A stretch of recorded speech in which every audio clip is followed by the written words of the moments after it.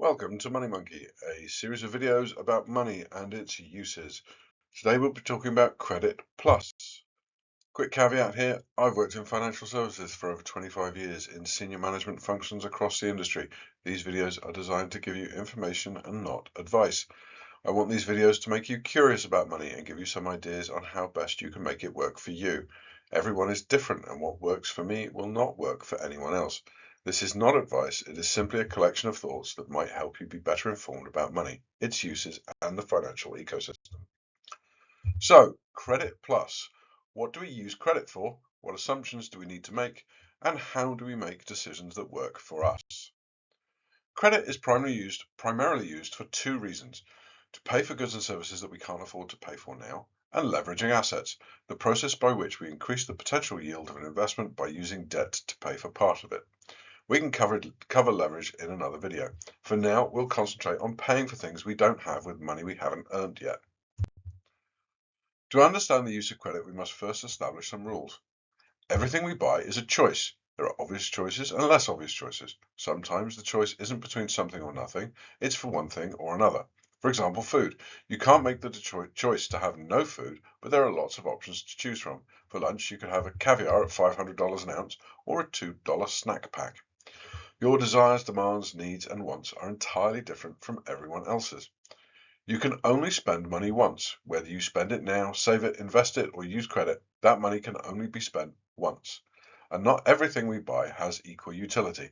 Just because something has the same dollar cost does not mean it will have the same utility. This can be usefulness, nutritional value, lifespan, wear and tear. Right, types of credit.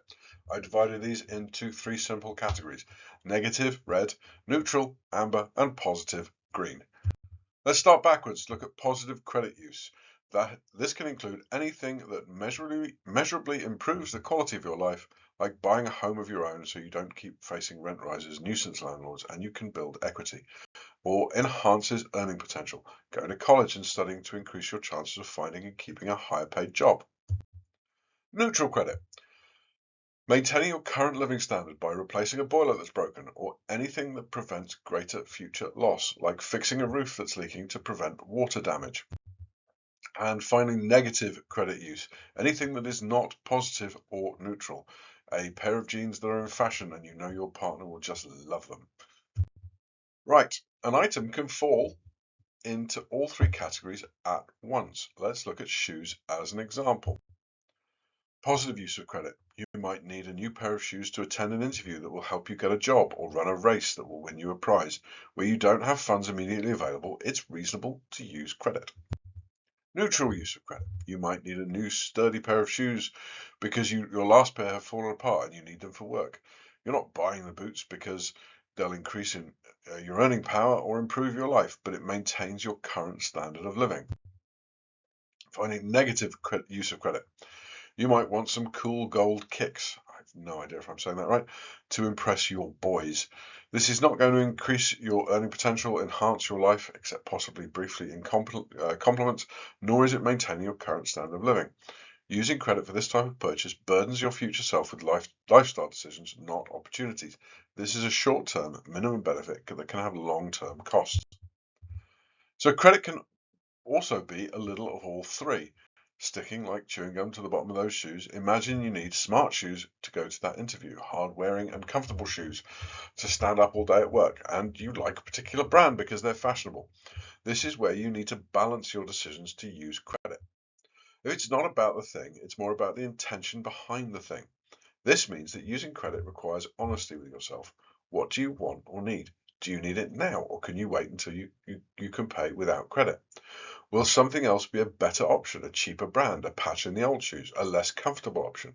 What properties does this choice have that make it a better choice than any other?